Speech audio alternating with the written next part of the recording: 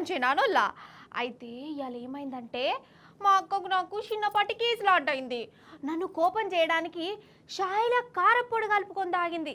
అవసరమా? అట్లుంటది మరి మా అక్క తెలివి. షాయిల కారం కలుపుకొని తాగుడేందో ఏం పాడో. సరే మా కథ గట్లనే ఉంటుంది కానీ ధూమ్దా ముచ్చట్లు చెప్పేయాలైంది కదా. ముచ్చట్లు నా చేతుల్నే ఉన్నాయి, నేను ఇంకొట్టున్నా. ఇక పారి మరి టైం వేస్ట్ చేయకుండా అర్ధగంట సేపు ముచ్చట్లు పెట్టుకుందాం. ఇక ధూమ్దా ముచ్చట్లు షురు. అవు కానీ మీరు ఫ్రీ బస్ ఎక్కుతురానులా? ఫ్రీ బస్సు ఈ ఫ్రీ బస్ ఏందో కానీ మొన్ననైతే నాకు హరిగోస అయింది కాదు. యాళ్ళకు బస్సు వచ్చులేదు. చూడంగా ఒక్క బస్సు వచ్చింది, సుక్కలో చంద్రుని లెక్క.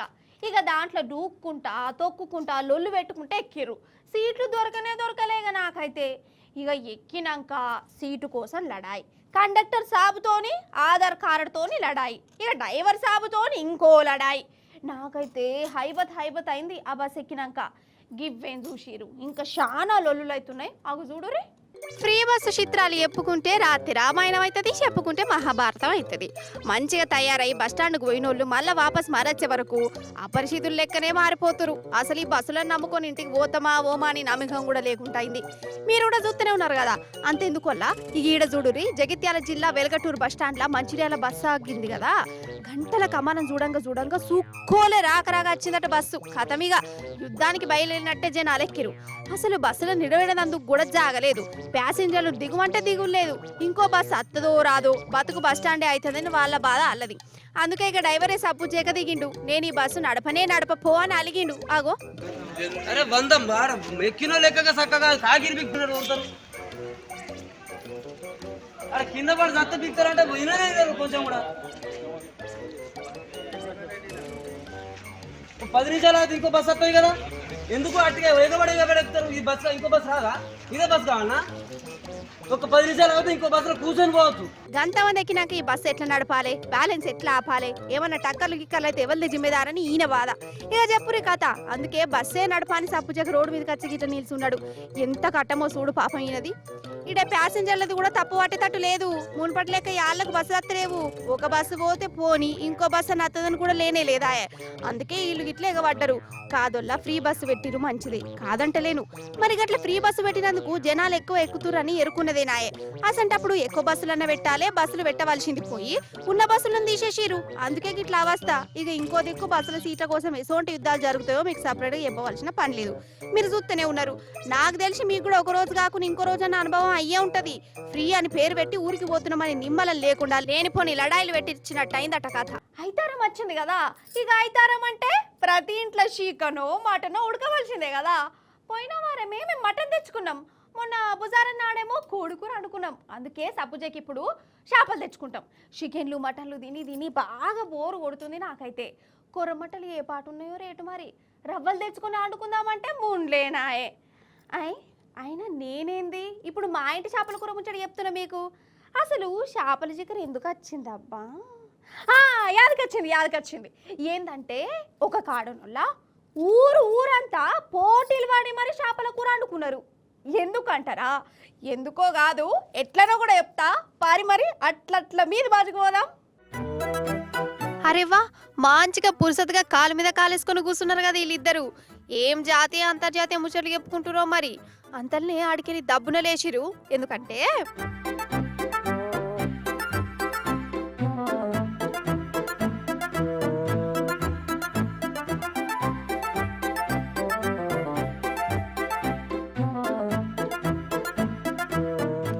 వామ్మో జరంతల ఇలా పానం దక్కింది పాటు. చిన్న లారీ ఎట్లొచ్చింది చూడు, బ్యాలెన్స్ తప్పి. అది చేపల లారోల్లా ఇయో కింద గిలగిల కొట్టుకున్నాయి.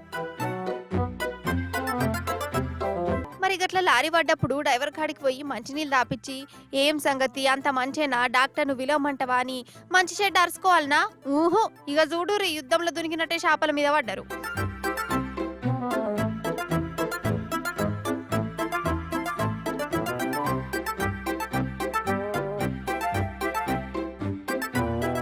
అమ్మో ఎట్లెత్తకపోతురో చూడు. అప్పటికప్పుడే బొచ్చడు మంది జమ అయ్యారు. తొవ్వెంబడి పోయేటోళ్ళు ఊరోళ్ళు అందరు ఎగబడ్డారు. నాది నాకు అనుకుంటాగో రోడ్డు మీద కార్లలో పోయేటోళ్ళు కూడా ఆపి మరి చేపలను ఎత్తుకపోతురు కదా. కాతకు నవడెత్తు. ఏం అగడిపోతానో ఏం ఆపచ్చు అసలు. 5 నిమిషాలల్లా రోడ్ అంతా సాఫ్ చేసి పడేసిరు. అగో 11:45కు చేపల కింద పడితే 11:52 కల్లా పోతం చేసి పడేసిరు. ఎంత స్పీడో చూడు.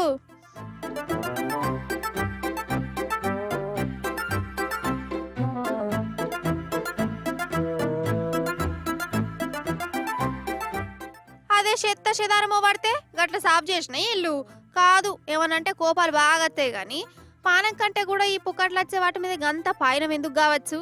100-150 పెడితే కిలో చేపలు వస్తాయి. కానీ ఈడ కూడా ఎందుకు గంత కకృతి కావచ్చు. ఈడ ఆడని కాదు, అందరు గట్లనే ఉన్నారు, అంతటా గట్లనే ఉన్నది పట్టు. సిద్ధరాల మనసిని సిన్నకపోతుంటివి చూడకపోతుంటివి. అమ్మాయ్యా ఇవాళ చేసేసిన. ఇక ఇది చాలనుకుంటా, రీల్ అప్లోడ్ చేద్దాము. అయితే ఇక ఇప్పుడంతా ఇన్స్టాగ్రామ్లు రీళ్ళ జమానా కదా. కోపం వచ్చినా రీలు, బాధ అనిపించినా రీలు, సంబరం అనిపించినా రీలు, దావకాన్ల పడ్డా రీలు, గిట్లా వీడియో తీయా ఇన్స్టాగ్రామ్లో పెట్టా గిదే కథ అవుతుంది. మరి గట్ల చేస్తే ఏమవుతుందో మనసుకి ఏమనిపిస్తుందో నాకు తెలియదు. కానీ కొందరు ఉంటారు అసలు వాళ్ళకు ఎందుకు సంబరం అనిపిస్తుందో ఎందుకు బాధ అనిపిస్తుందో అర్థమే కాదు. సంబరం అనిపిస్తే కూడా అసలు ఆపుకోరు. ఇగో ఒక పిల్లగాడు చూడుర్రి ఏం చేసిండో తెలిస్తే మీకు కరెంటు షాట్ కొట్టినట్టు అవుతుంది. కొట్టకుంటే నన్ను అడుగురి. కానీరా పిల్లగా. తోబా తోబా హుసన తెర తోబా హర తోబా. ఈ పాటేనా ఏంది డాన్స్ చేసేది?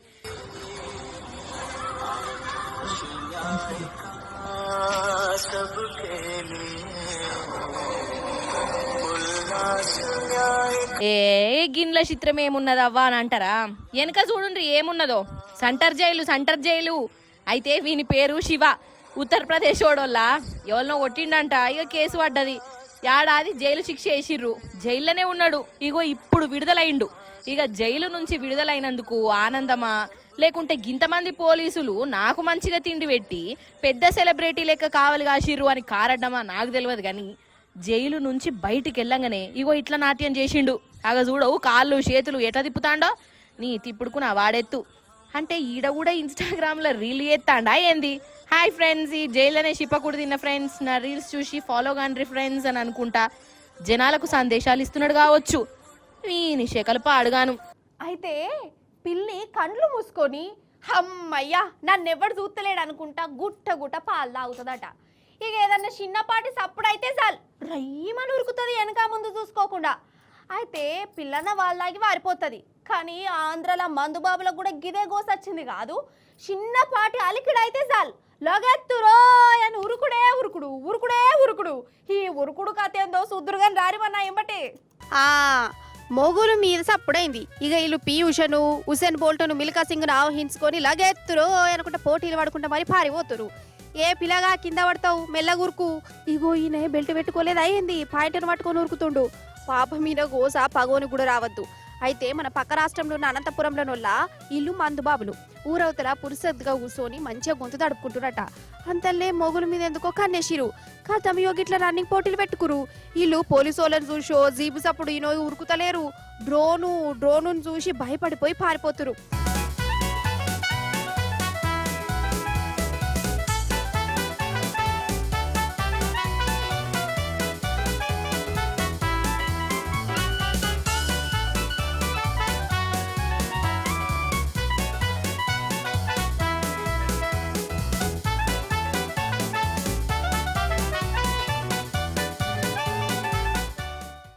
అయితే ఈ నడుమ గంజాయి ప్యాకటలు ఎడబడతాడ మందు దాగుడు గిసొంటి శకలు చేస్తున్నట్టు ఆడ. ఇక గిసొంటోళ్ళని దొరకబట్టేందుకు అనంతపురం పోలీసులు డ్రోన్లను వాడుతురు. వాటిని మీదికి పంపి ఎవడెవడు ఏం చేస్తాడు ఎక్కడెక్కడ ఏం వెళ్ళాలి తగాలు చూయిస్తురు అవన్నీ డ్రోన్లతోని కనిపెడుతురు. వీళ్ళు గిట్టనే మందు తాగుతుంటే డ్రోన్ చూసింది. మందు తాగి స్వాతంత్రం కూడా లేదా అనుకుంటే దయాన్ని చూసినట్టే డ్రోన్ చూసి పారిపోయారు. అసలైతే ఒరిజినల్ పోలీసు వాళ్ళని చూస్తేనన్నీ వీళ్ళు ఇంతగానో భయపడరో పాటు కదా.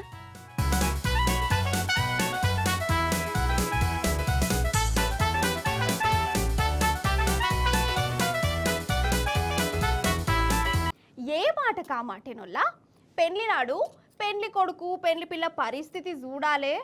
అసలు వాళ్ళు నవ్వుతుర్రా బాధపడుతుర్రా సంబరపడుతుర్రా నాకు అర్థమే కాదు. నవ్వంటే నవ్వుతారు చూడమంటే చూస్తారు. ఏందో ఏమోపో.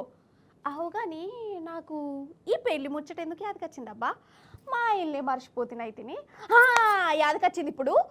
ఏం లేదోల్లా, అనగనగనగా ఒక ఊరు. ఆ ఊర్లే ఒక పెండ్లైతుంది. ఆ పెళ్లిలా పెళ్లి కొడుకును గుర్రం మీద ఊరేగిస్తురు. అంతల్ని ఏమైందంటే ఆ పెళ్లి కొడుకు పరుగుల వీరుడైపోయిండు. గట్లెందుకయిండు, ఏంది కథ అంటారా? అరుచుకుందాం రారి మరి. ఏహే ఇగో ఈ సీన్ చూడుర్రి. సినిమాలో చూపించినట్టే చేజింగ్ ఫైటింగ్ నడుస్తుంది కదా. ముచ్చటేందంటే ఇట్లా ట్రాలీ మీద చిత్ర విచిత్ర విన్యాసాలు చేసేటాయన ఉత్తపచ్చి మనిషి కాదు, పెళ్లి కొడుకు. అగో పెళ్లి డ్రెస్ మీదనే ఉరికిపోయి మరీ ట్రాలీ ఎక్కుతాండు. పిరుకోడా పెండ్లంటే భయమా అనుకునేరు. పిరుకోడు కాదు, హీరో హీరో అయిపోయిండు. ముచ్చటేందంటే ఉత్తరప్రదేశ్ రాష్ట్రం మీరట్లనోళ్ళ ఈ పిల్లగానే లగ్గమైతుంది. గుర్రం మీద ఊరేగిస్తురు. అయితే ఈయన మెడల పైసల దండేసిరు. అంతలేగో ఈ ట్రాలీ డ్రైవరు పైసల దండను గుంజుకొని పారిపోయిండు. ఇట్లా పారిపోయినప్పుడు జనాలు ఎంబడబడి గెలుముతారు కదా. కానీ ఈడ పెళ్లి కొడుకే ముంగడబడ్డాడు. గుర్రం దిగి హృతిక్ రోషన్ ను షారుఖ్ ఖాన్ ను గట్టిగా తలుసుకొని బండెక్క ట్రాలీ ఎంబడబడ్డాడు. ఆగ చూడు ఆ ట్రాలీ ఎట్లెక్కుతుండో. సినిమా హీరో లెక్క ఇక కిటికీలకెళ్ళి లోపలికి పోయి నా నోట్ల దండే నెత్తుకపోతావా బిడ్డ అనుకుంటా ఆ డ్రైవర్ను 4 దంచి దండ తెచ్చుకున్నాడు. ఆగో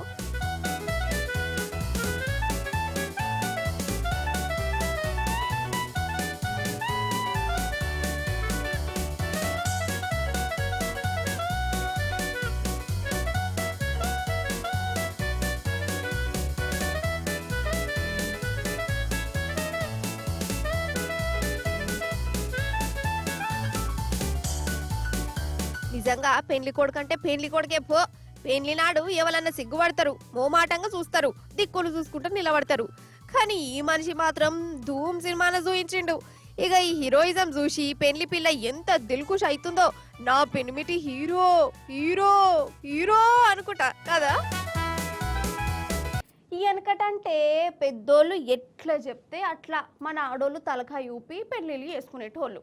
మా అమ్మ నాయనకు నచ్చితే నాకు నచ్చినట్టే, వాళ్ళ ఇష్టమే నా ఇష్టం అనుకుంటా పిల్లగాని ముఖం కూడా చక్కగా చూడకుండా పెళ్ళిళ్ళు వేసుకునేది. మంచి తరికనే, షబాష్. ఇప్పుడు కాలం మారింది, తెలివి కూడా పెరిగింది, పెరగాలే కూడా. మన ఆడపిల్లలు కూడా హుషారైపోయిర్రు. పెళ్లి సూపుల నాడు తలకాయ దించుకున్నాడు కాదు, నచ్చకుంటే పీటల మీద కూడా లగ్గాలు క్యాన్సిల్ చేసుకుంటారు. ఆగో పిలగానికి నెలకు 1,50,000 జీతం. చూసేటందుకు కూడా మంచిగానే ఉన్నాడు. బట్టగుండు గిట్టగుండు కూడా ఏమీ లేదు. పిలగానికి పిల్ల నచ్చింది, ఇక ఇంకేమున్నది లగ్గం చేసుడే అని అందరూ అనుకున్నారు. 2 కుటుంబాలు కుడుకలు వంచుకున్నాయి, స్వీటు ముక్కలు కూడా తినిపించుకున్నారు. కథొడిచింది అని అంటారా? కానీ లగ్గం అద్దే అద్దు అని ఆ పిల్లగాడు అస్సలే అద్దు అని కూసున్నాడు. ఎందుకు కావచ్చు అని అనుమానం అడకుర్రి. నెలకు 1,50,000 జీతం వచ్చినా 2 లక్షలు సంపాదించినా నాకు ప్రైవేటు కొలువు చేసేటోడు వద్దే వద్దు, సర్కార్ కొలువు చేసేటోడే కావాలే అని మంకు పట్టు పట్టింది. ఉత్తరప్రదేశ్ రాష్ట్రంలో ఒక పెండ్లి పిల్ల తన్లాటనోళ్ళ ఇది. అరే సర్కారు కొలువు అంటే జిందగీ అంతా మధ్యతరగతి బతికే ఉంటది, ప్రైవేటు కొలువులా ఇప్పుడే నెలకు 1,50,000 అంటే రాను రాను ఇంకా పెరుగుతుంది అని అన్నాయినుడు లేదట. గవని నాకు సంబంధం లేదు, నెలకు 30,000 సంపాదించినా మంచిదే గాని నాకు సర్కారు కొలువు ఉన్నోడే కావాలే అని గట్టిగా కూసున్నదోళ్ళ. పూలు పనులు క్యాన్సల్ అయిపోయినాయి. చూసినవా సర్కారు కొలువు మీద ఎంత పాయిరమో. పెళ్లి కొడుకు అంటే కూడా సర్కారు నౌకరికే డిమాండ్ ఎక్కున్నది కదా. ఇప్పుడు అదే రాష్ట్రంలో ఇంకో పెళ్లి పంచాయతీ ముచ్చట చెప్తానోళ్ళ. పెళ్లి ఏర్పాట్లు జోరుదారుగా అయినాయి. మండపానికి పెళ్లి పిల్లగాడు పెళ్లి పిల్ల వచ్చి ఉన్నారు, ఇంకా చుట్టాలు దోస్తులు కూడా ఉన్నారు. అంతల్నే పెళ్లి పిల్లగాడు ఇప్పుడే వస్తా అన్నట్టు బయటికి పోయిండట. ఇక పెళ్లి పిల్లోళ్ళ తమ్మునికి ఎందుకు అనుమానం కొట్టి పిల్లగాని వెనుకనే పోయిండు. అయితే ఆ పెళ్లి పిల్లగాడట సిగరెట్ తాగుతున్నాడట సాటుగా పోయి. అందున పక్క పొంటి 2 ఆడదోస్తులు కూడా ఉన్నారట నోళ్ళ. ముచ్చట పెండ్లి పిల్లకి ఎరికైంది, బీపీ లేచింది. పీటల మీదకెళ్ళి లేచి ఈ పెళ్లి నాకు అద్దే అద్దు అని గట్టిగా అన్నది. ఎందుకవ్వా అనంటే పిల్లగాడు సిగరెట్ తాగుతాడు, ఆడోళ్లతోని సోపతి పడతాడు అని అన్నదట. అరే ఈ కాలంలో గవన్నీ ఉంటాయి, అయినా పీటల మీద పెళ్లిని క్యాన్సిల్ చేసుకుంటే ఇంట్లో ఇజ్జత్ పోతుంది, మళ్ళీ ఎవడు చేసుకోడు అని అన్నా కూడా ఇనుళ్ళేదోల్లా. నా బతుకు నా ఇష్టము అని అనుకుంటా లగ్గం క్యాన్సల్ అని అనుకుంటా పీటల మీదకెళ్ళి పోయింది. నిజంగా ఈ 2 పెళ్లిళ్ళ ముచ్చట చూసినాక మీకు ఏమనిపిస్తున్నదోల్లా? చాలా మంది మాత్రం దిల్కుషయ్యరట. చేసుకునేటోడేసుంటోడు కావాలే, అచ్చేటోని గుణం ఎట్లుండాలి, ఇంకో 50-60 ఏళ్ళు కలిసి ఉండే మనిషి ఎట్లుండాలి, ఒక్కరోజు ఇజ్జతి పోతుందని కలకాలం ఎందుకు కష్టాలలో ఉండాలి అని అనుకుంటా ఇగో ఇట్లా ముందడిగేసిరుల్లో మన ఆడోళ్ళు. మరి వీళ్ళ నిర్ణయాలను మీరేమంటారోల్లా? అన్నా ఇక అన్ని ముచ్చట్లు అయిపోయినాయా? ఇక బాయ్ బాయ్ చెప్పుకుందామా? సరే మరి చెప్తానా.